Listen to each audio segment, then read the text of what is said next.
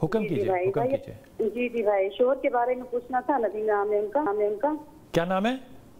ندیم شیخ۔ مجھے نام سمجھ نہیں آیا۔ ندیم شیخ؟ جی ندیم شیخ، جی اچھا جی جی بھائی۔ ہاں تو ان کے مسئلہ تو زندگی ان کی ڈسٹرب ہے بھائی جی۔ ہم اپنے 1.5 سال ہوا سسرال چھوڑ کے آئے ہوئے ہیں، کرایہ کے گھر پہ رہ رہے ہیں۔ اچھا جی جی بھائی۔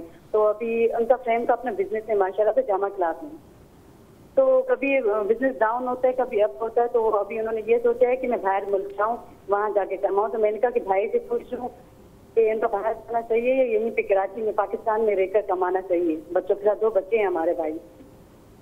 ندیم شیخ باہر کہاں جانا چاہتا ہے؟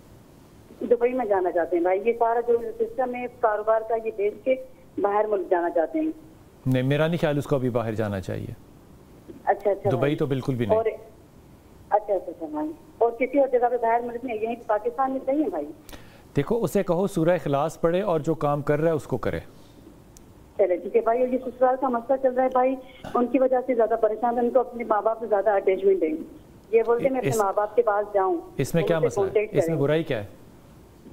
ہاں تو یہ میں سوچ رہی ہوں کہ میں ان کو جانے دوں یا نہ جانے دوں، کیونکہ ہم جب وہاں سے نکل رہے تھے بھائی۔ ارے میری پیاری بہن، نکاح کا رشتہ جو ہے وہ مہر کا رشتہ ہے، ماں باپ کا رشتہ جو ہے وہ خون کا رشتہ ہے۔ آپ کیسے روک سکتی ہیں؟ کیوں گناہ گار ہونا چاہتی ہیں؟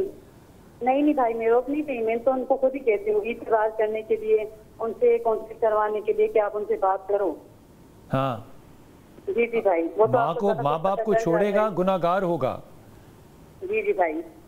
اس لیے ماں باپ کی دعا لینے کے لیے، ماں باپ کی برکات حاصل کرنے کے لیے ماں باپ کا رشتہ توڑنا یہ تو کوئی مسائل نہیں ہے نا کہ سسرال کے مسائل ہیں۔ توڑ نہیں رہے بھائی، انہوں نے خود توڑا ہے ہمیں، انہوں نے خود گھر سے نکالا ہے ہمیں، 1.5 سال ہوا ہے ہمیں۔ بیٹا آپ کا مزاج ایسا ہونا چاہیے جو ایک عاجز اولاد کا ہوتا ہے۔ جی جی بھائی، سمجھ میں آتی بات؟ ماں باپ آپ کو جھڑکیں گے، مار لیں گے، برا کہہ لیں گے، اللہ نے ان پہ قلم نہیں رکھا، یعنی کہ ان کا حساب نہیں رکھا۔ آپ کہیں گے، آپ کریں گے تو آپ پہ تو حساب ہوگا نا۔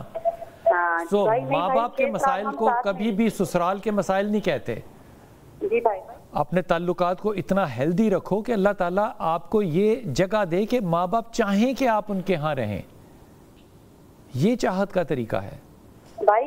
سنیں 6 سال ہم ساتھ میں رہے تھے ماشاءاللہ سے، تو ان کے مسئلے مسائل تھے، کبھی اس بات سے کبھی اس بات سے۔ میں نے 6 سال تک کبھی ان سے بدتمیزی نہیں کی، نہ میں نے ان کے کبھی لفظ کہا تھا انہیں۔ وہ مجھے کچھ بھی بات کہہ کے جاتے تھے، میں ان سے کبھی پلٹ کے جواب نہیں دیتی تھی انہیں، اور نہ میری شوہر میری سائڈ لیتے تھے۔ میں لیکن خوش ہوتی تھی کہ صحیح اپنے ماں باپ سے بدتمیزی نہیں کر رہے۔ کچھ بھی بس تھوڑی ناچاکی کہ دوسرے بھائی کی شادی ہوئی، اس کے بعد گھر میں ناچاکیاں زیادہ بڑھ گئیں، پھر آخر گھر چھوڑنا پڑا۔ یہ میرے شوہر کا خود فیصلہ تھا گھر چھوڑنے کا۔ یہ اس کا نالائق اور نکمہ فیصلہ تھا۔ بہت سے علماء کرام اس سے اختلاف کریں گے، لیکن میں بڑا پکا ہوں اس بات پہ۔ یہ اختلافات اگر ایک بچہ نہیں لے سکتا، ایک بیٹا اگر ماں باپ کے اختلاف نہیں لے سکتا، تو آپ سوچئے کہ خدا نہ خواستہ بیوی کے ساتھ اختلاف ہو گیا تو وہ کیا کرے گا؟ وہ کیسے لے لے گا؟ بچوں کے ساتھ، دامادوں کے ساتھ اختلاف ہو گیا تو وہ کیسے حل کرے گا؟